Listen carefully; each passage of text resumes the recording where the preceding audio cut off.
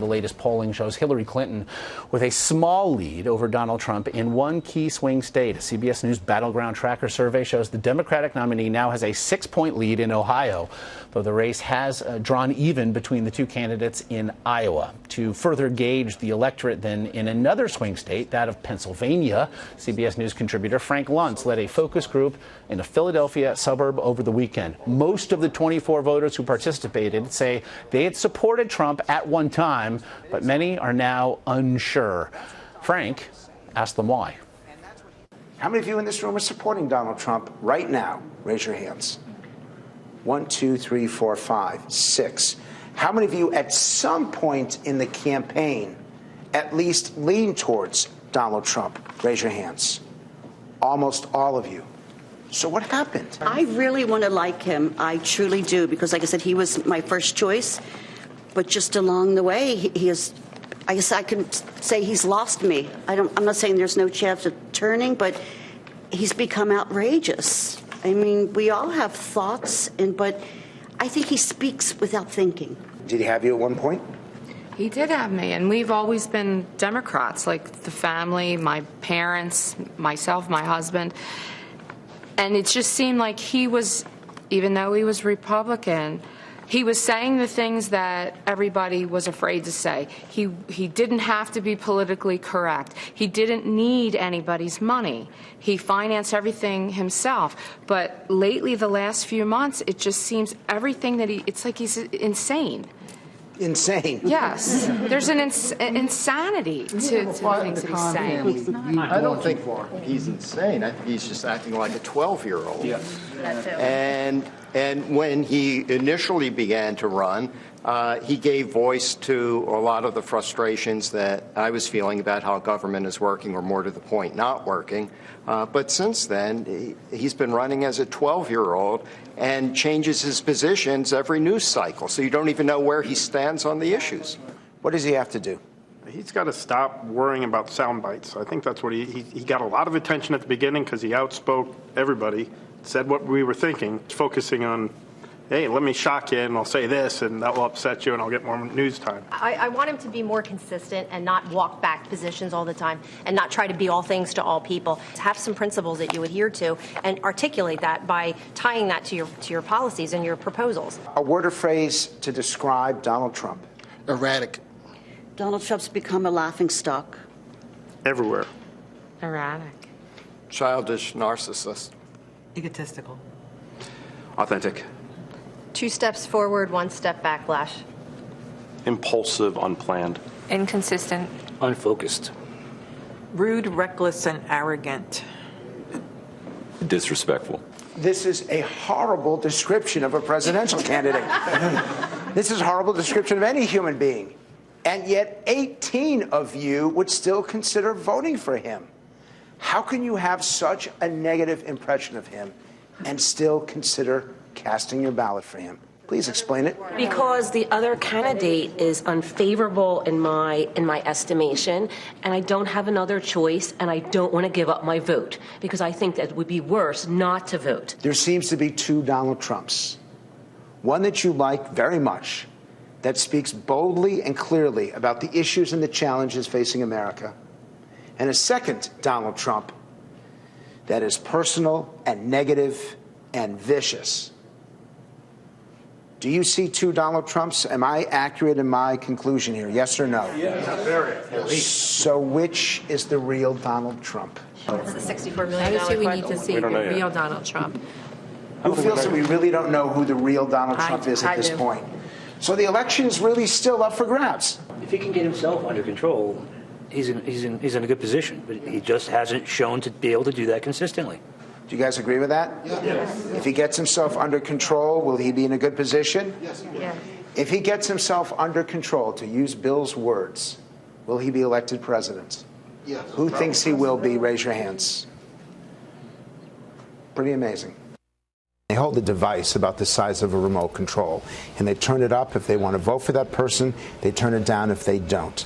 And there are 2 segments from Hillary Clinton, and both of them are CBS interviews where she did particularly bad.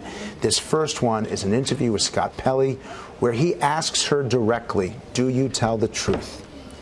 Her response Convinced nobody. Let's take a look. You know, in '76, Jimmy Carter famously said, "I will not lie to you." Mm-hmm. Well, I have to tell you, I have tried in every way I know how, literally from my years as a young lawyer all the way through my time as Secretary of State, to level with the American people. You talk about leveling with the American people. Have you always told the truth? I've always tried to. Always. Always. Some people are going to call that wiggle room that you just gave yourself. Well, no, always tried to. No, I mean, always Jimmy tried to. Carter said, "I will never lie to you." You know, you're asking me to say, have I ever? I don't believe I ever have. I don't believe I ever have. I don't believe I ever will. That was one of the worst responses on the campaign trail I have ever seen, not just in this election. You don't try to tell the truth. Either you do or you don't. Scott Pelley was very open with her, gave her every opportunity to respond, and the more that she said, the lower that the lines went, not just for Republicans, but for Democrats as well. And it seems the essential problem that she has faced throughout this entire campaign. It's an issue of integrity, Yeah. and that response indicates that she doesn't have the integrity, which is one of the reasons why her negatives are higher than her positives. Now, we've got one more clip where she talks about being under sniper fire landing in Bosnia, and once again, the question of integrity comes, and once again, the response from the electorate is very poor. Let's take a look. I remember landing under sniper fire. There was supposed to be a ceremony at the airport, but instead we just ran with our heads down to get into the vehicles to get to our base. Problem is, that's not what happened. And we should know, CBS News accompanied the First Lady and daughter Chelsea on that Bosnia trip. That's Senator Clinton talking to me on the military flight into Tuzla. And these are the pictures we recorded of the greeting ceremony when the plane landed. Compare that to Senator Clinton's account. I remember landing under sniper fire. There was no greeting ceremony, and we basically were told to run to our cars. Now, that is what happened. There's a simple rule in politics, which is don't exaggerate and assume that the reporter who's covering you has been covering you for months or years and was actually there to see it. Yep. I think that if Hillary Clinton loses, she will lose because of the issue of integrity, the perception that she is dishonest. Our voters, even before they saw these videos, had an issue with her dishonesty. And we've never had an election where the front runner, 2 out of 3 Americans, do not believe she has the integrity to be president, and that video is one of the reasons why. And yet her negatives are eclipsed arguably by one candidate in modern times, and it's her opponent. And I know we got to see second by second just how they felt about just some of the things that he has said of late. Yes, and the worst thing that he said was in response to the Gold Star parents. This was an interview on George Stephanopoulos on Sunday. They play the video of what the Khan husband said, and then Trump's response, and it is about as bad as it gets. Let's take a look. Have you ever been to Arlington Cemetery? Go look at the graves of brave patriots who died defending United States of America. You will see all faiths, genders, and ethnicities. You have sacrificed nothing and no one.